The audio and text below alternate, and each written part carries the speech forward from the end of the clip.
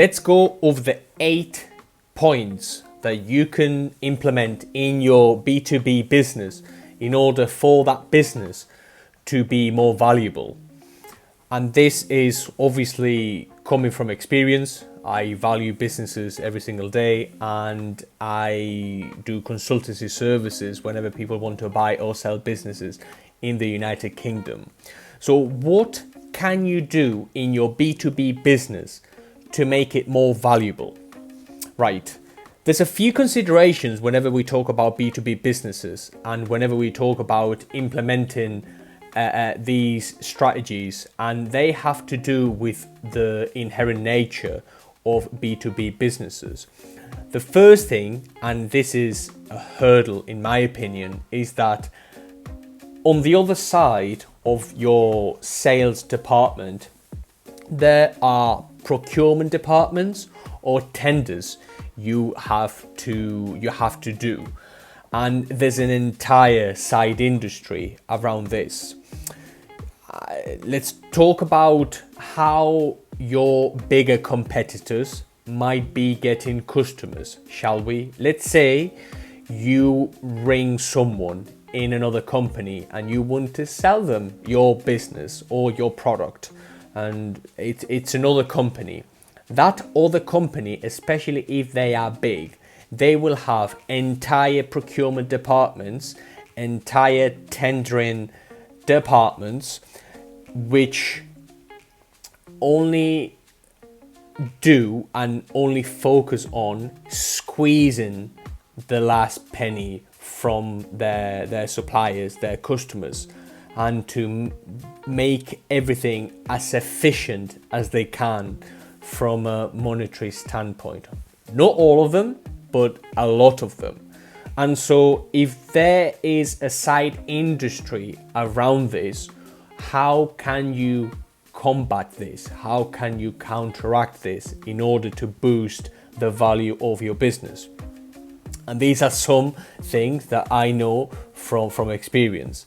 The first one is that a lot of these companies have private boxes at football stadiums where you can take prospects to enjoy their favorite football team, to build a relationship, to buy them, to wine and dine them, to buy them drinks, to buy them, bacon sarnies and what have you, and to entice them to buy from your company. So if you are competing against someone who has a procurement department with a private box in Wembley, how can you combat that? That's hard to combat. So it's hard to go up against, but this is a consideration. Same with golfing days or golfing holidays even. I'll give you something that has happened in the past 2 weeks. My friend is trying to tender 4 contracts and is encountering that a lot of all his bigger competitors have yearly golf passes all over the country. So his competitors are able to take their prospects golfing around the country. They have a pass here, a pass there, and they can travel, they can meet, they can wine and dine, they can lunch, they can be friends, and they can be merry. How can you get into that sort of space in order for your company to be valued more? Then we have an entire section on dinners, on gifts, on people taking other people out to different clubs and different nightclubs and different places. Do you have a procurement system, or do you have any perks? Do you have a marketing budget that is dedicated to combat and to do this sort of thing with your customers? Because if you don't, and your company is being valued, then that's going to have an effect on your company's valuation. If you then want to sell your business and you are trying to compete with all these people, this will have a negative impact on your company's price tag because you don't have those relationships. So the procurement process, the procurement industry, or the tendering process, there's an entire side industry around this. So if you are valuing your business, if you are looking at buying or selling a company that is in the B2B space, this is a key area to pay attention to.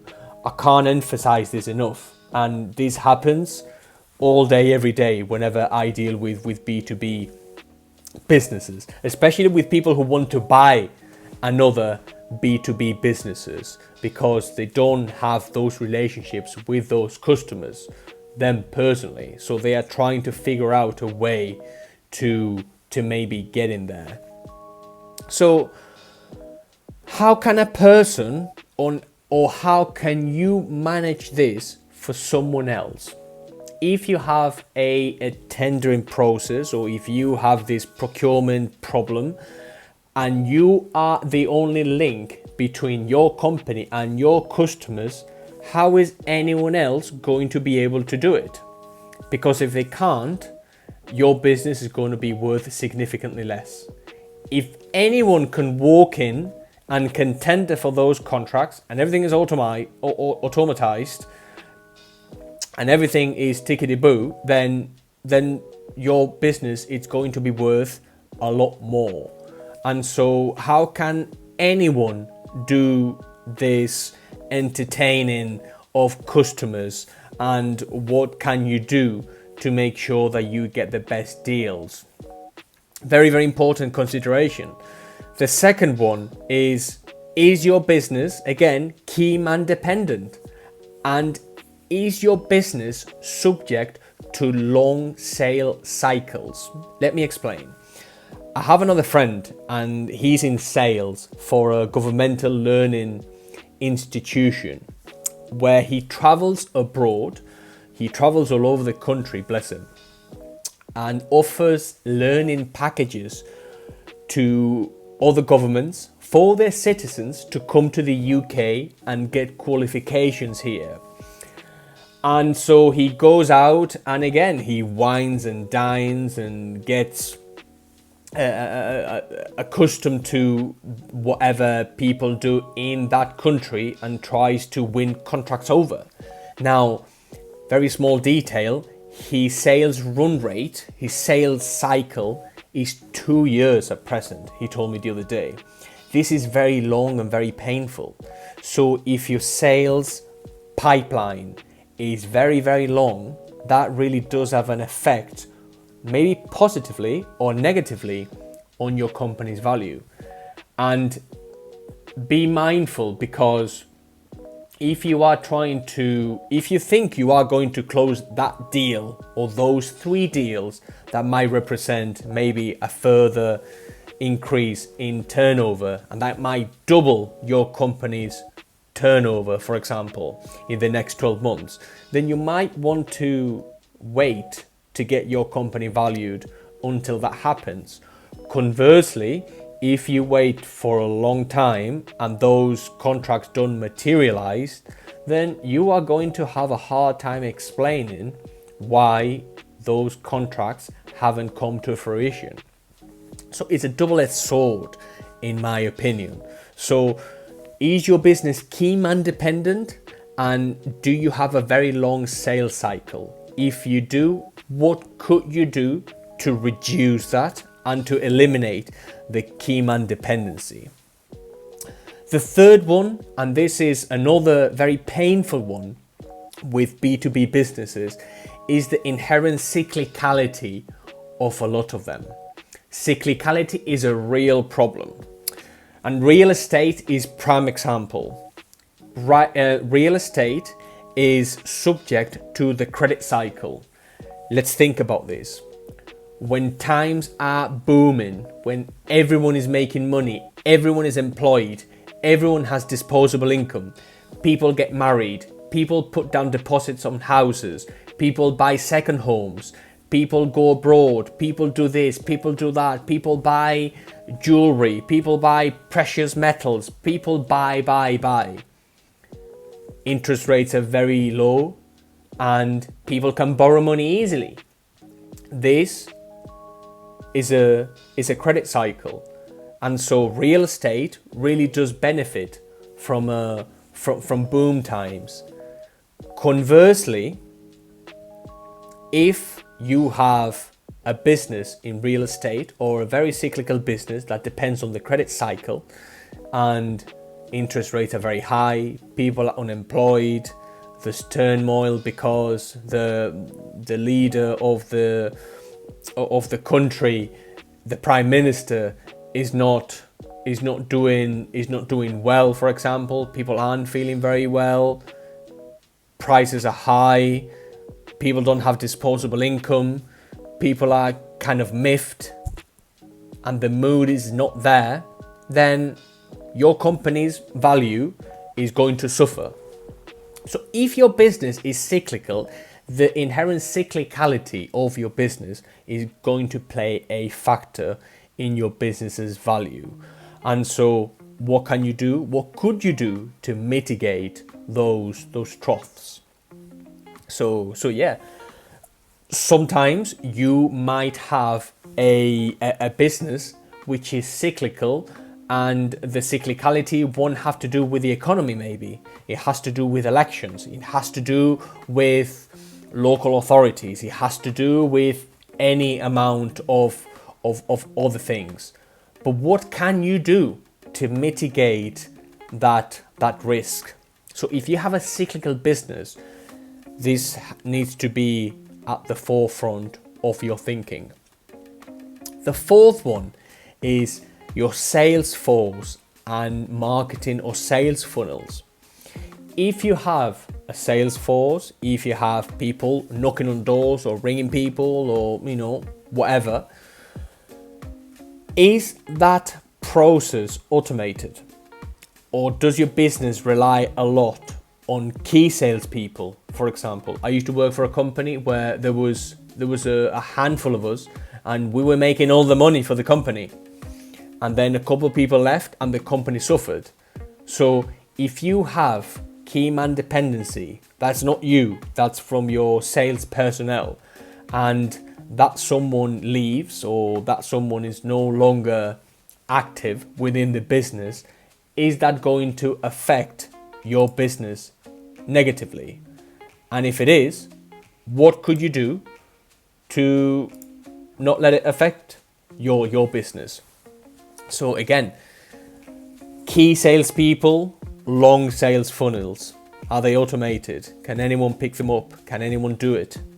It's you have to pay attention to these things. The fifth one is arguably one of the most important and beautiful things about B2B businesses. And this is the predictability that you might get with one of these things. If you can show predictability and consistency in your business, consistency in the uptrend of sales in your business, that's literally amazing. That's chef's kiss. It gives you peace of mind beyond belief. If you have 100 contracts this year, you're going to have 120 contracts next year, then 140 contracts the year after, 160 the year after that, 180, etc., etc., etc. And you can show consistent sales and consistent increasing of predictability, then that really does turbocharge the amount of money that your business can command, or the valuation of your business.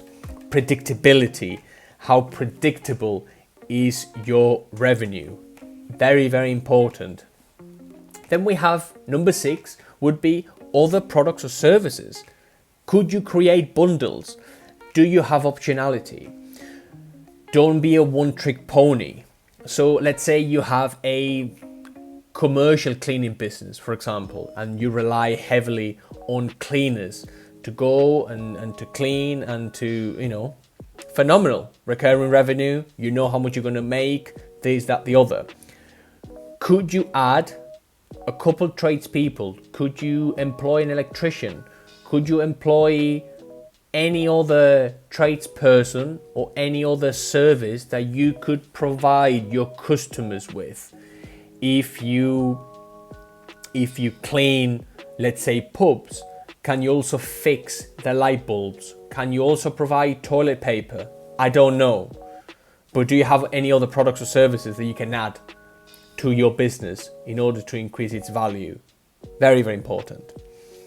The next one is arguably one of the biggest pet peeves whenever we come to talk about B2B businesses. And this is the cash conversion cycle. This is a really, really good one. Let's think of a tender, shall we, for a local council, for example. The tender process might take 3 months. If you happen to get it at the end of the 3 months, then the work might take another 3 months to start. That's 6 months, right? You tender 3 months, and then you get given the contract, and then you do the work in another 3 months. That's 6 months. We then have to get paid after we have done the work. And that might take a month or two if you are lucky. If you're not lucky, you might get paid after 3-6 months or God knows. So you are essentially funding the whole operation beforehand. So if you are looking at selling your business, or you are looking at your business's valuation, the fact that you have a very long cash conversion cycle where, yes, you are going to have sales, but not right now. You're not going to have money in the bank right now. That can be very, very detrimental to your business's value. So if you can influence that in any way, that's something I would really pay attention to. So your cash conversion cycle is extremely important. I have a friend who's in construction, and he has agreements with house builders, for example, whereby he has been able to negotiate regular payment terms so he doesn't run out of money working for these behemoths. So he works with the likes of like Persimmon and Taylor Wimpey, and these are massive companies. And so he, who's quite small and has a couple people, he has been able to say to them, listen, I can do the work, I've been doing the work for many years, can you please pay me early? Can you agree to paying me and we go 50-50 in the operation of this thing, for example? Can you do that? If you can't, then you are going to be negatively impacted, I'm afraid. So, you know, I would pay attention to your cash conversion cycle. I would really pay attention to this. The 8th one has to do with being different. And has to do with being different, but this is to the end consumer. This is to all the businesses, not to you as the owner of the business. Virtually everyone I speak to, or who I do like a consultancy call with, they will say, well, we are different. Sam, we are different. You know, we are different because of this, and this. And then whenever I challenge how different they are, in my estimation, they're not really all that different from their competitors. So how can you be different to the end consumer, to your customers, not to you, not to your staff, not to the internal politics within your company, but to the other side, to other businesses? Do you have any customer stickiness? And this is literally what Microsoft has built an empire on. Think of them. Let's think of Microsoft for a second. Once you start using their products, once you start on Word, on Excel, on whatever, it's extremely impossible, unlikely to move away from Microsoft. Once you open Word, you are always going to want to open Word, because Word is now going to be shared with all your teammates. And for you to change, it's virtually impossible. It can be done, but it's very, very hard. Customer stickiness, it's called. Then we have the pain of disconnection. This is another important one. If you have used Shopify, for example, the website builder, or Sage, the accounting software, you will find that moving away from them is a real pain in the neck. They have you so entrenched that it is a real challenge to move away from them. So what can you do that's similar? And what can you do that's similar, but it's a bit friendlier than a lot of companies that have customers who resent them? If you look at IBM, for example, their processes, their software, all the machines are archaic.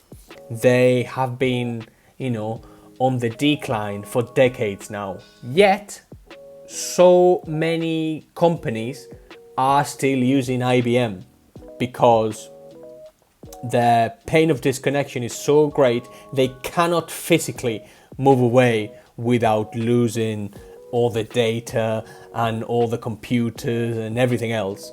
But the actual product, the actual service, IBM, isn't very good.